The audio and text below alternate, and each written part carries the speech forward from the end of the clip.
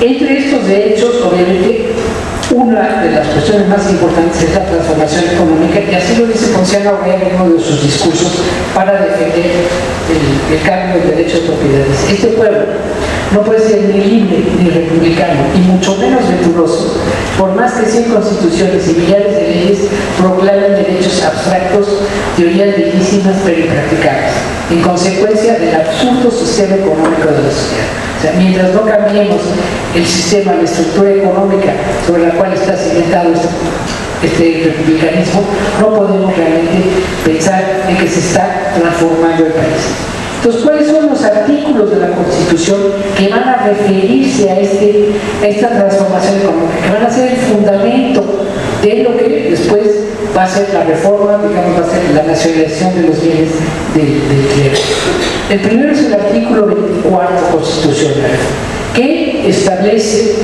que todo hombre es libre para abrazar la profesión, industria o trabajo que se Es decir, la idea de la libertad de trabajo que no estaba prevista, y que había toda la cuestión de la obligatoriedad de trabajo, aunque no, obviamente, la esclavitud había sido condenada desde el periodo de la independencia, pero que en la práctica no había leyes que reglamentaran con claridad que había la libertad de trabajo. Entonces, esto es el artículo 4 constitucional, y nadie, digamos, está obligado a trabajar para tener una vida. La segunda, que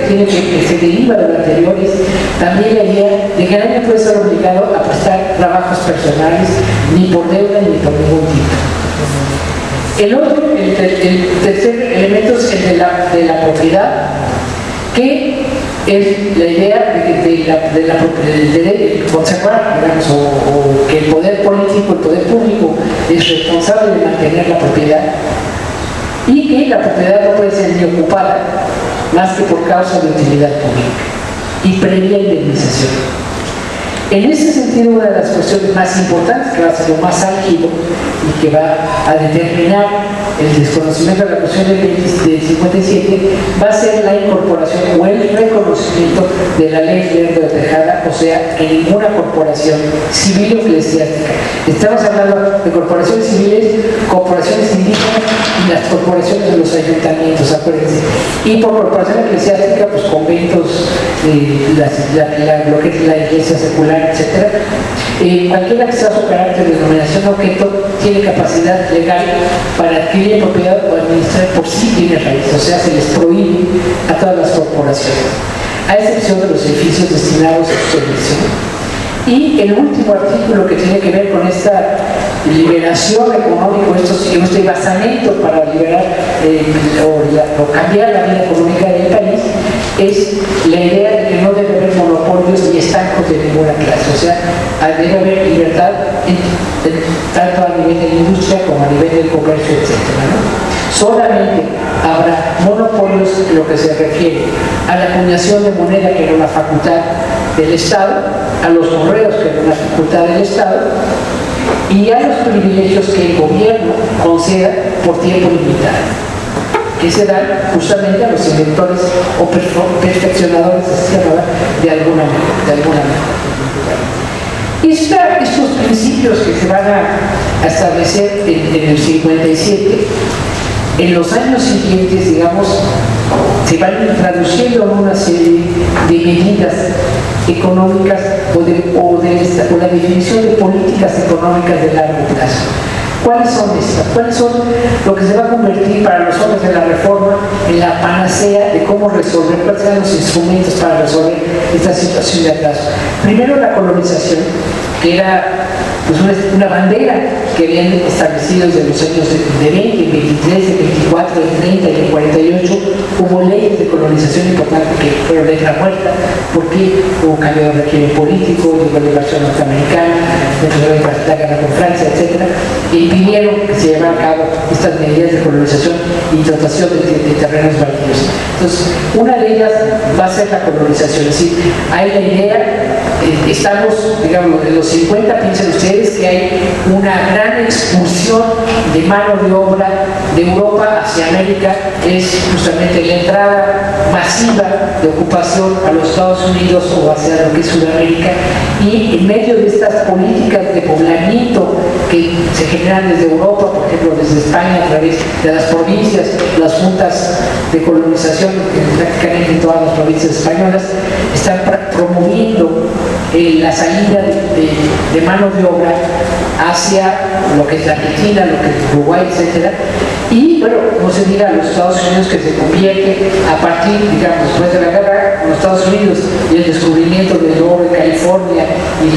la oferta de tierras, se convierte, digamos, en el gran aliciente donde todo el mundo quiere ir, que es llegar a la América, ¿no? Entonces, es en medio de este ambiente de efervescencia, de euforia, de colonización, de migraciones masivas que se van a dar de los años 50 hasta los 1900, hasta antes de la Primera Guerra Mundial, México o los gobiernos mexicanos intentan aprovechar estas remesas de mano de obra y intentan promover y consideran que la colonización es una medida realmente muy importante. Claro, México nunca va a recibir las cantidades de mano de obra o de habitantes que puedan recibir los Estados Unidos, o que tienen, o que recibe Brasil, Argentina, digamos, en aquellos años. Una de las condicionantes que se van a poner es tener capitales, pero realmente esta expulsión, estas migraciones son justamente de gente que no tiene trabajo, de gente que no tiene acceso a la tierra y que llegar a la papa argentina, llegar al sur de América o llegar a los Estados Unidos suponía la posibilidad de adquirir propiedades y bienes para explotar. En México no hay esa posibilidad y se está pidiendo que venga con capitales, lo cual tiene muy poco éxito y son pocas, digamos, si se compara los migrantes que llegan a México, si se piensa en lo que llegaron a otras regiones. El otro, digamos, el gran espejismo de lo que se quiere para transformar como símbolo del cambio en México es la política de ferrocarriles y el fomento de caminos. En los años de 1850, digamos, Inglaterra prácticamente es una telaraña en cuanto a la cantidad de vías férreas, o Francia, que ha venido desarrollando. Entonces, el ferrocarril, ¿qué es lo que ofrece, digamos, no a un habitante del año 2009, sino qué ofrece el ferrocarril a un habitante de los 1850? Es decir, primero, poder trasladar mayores volúmenes tanto de gente como de materiales. Lo que podía trasladar un ferrocarril a lo que podía trasladar una legua de mulas, pues era,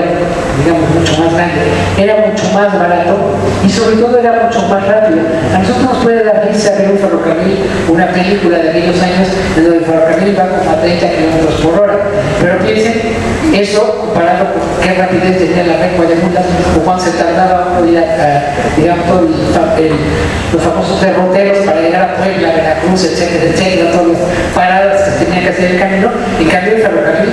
digamos, por así que un tirón, por decirlo de alguna manera, podía pensarse que recorría grandes distancias. Entonces, el ferrocarril se vuelve el gran espejismo y la gran fascinación para la clase política e inclusive para la clase empresarial mexicana. No se ha hecho un estudio, pero yo creo que sí. Si se pusieran a hacer las cuentas, los historiadores económicos se darían cuenta, podrían ver lo que se perdió en esas inversiones, que fueron muy costosas, porque bueno, los materiales había que importarlos, no había propiamente una producción nacional, y no se podía por lo mismo construir grandes tramos, eran los famosos, digo, no tanto como trenes de bonitas, pero sí tramos muy cortos que comunicaban algunos pedazos de las haciendas con alguna plaza, etcétera, etcétera. El ferrocarril Veracruz, que es el más importante, que se empieza, digamos, que empieza a promoverse en este periodo colonizador, vamos a ver que se va a terminar prácticamente hasta el periodo del imperio, prosigue, digamos, vuelve a recibir un fuerte impulso, pero se va a inaugurar hasta el periodo de Tejada en los años de 1870. ¿Por qué? Porque es muy costosa su inversión. Pero hay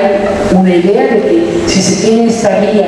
segura, más rápida, etcétera, que puede trasladar, transportar grandes cantidades, digamos, a lo que transportaban las lenguas de mulas, obviamente el país se va a transformar, que es el símbolo de la modernidad del periodo. Es decir, lo que nosotros, para compararles lo que para nosotros ahora en esta revolución de los medios de comunicación tenemos con el internet, en aquel momento van a ser obviamente los ferrocarriles para las vías terrestres y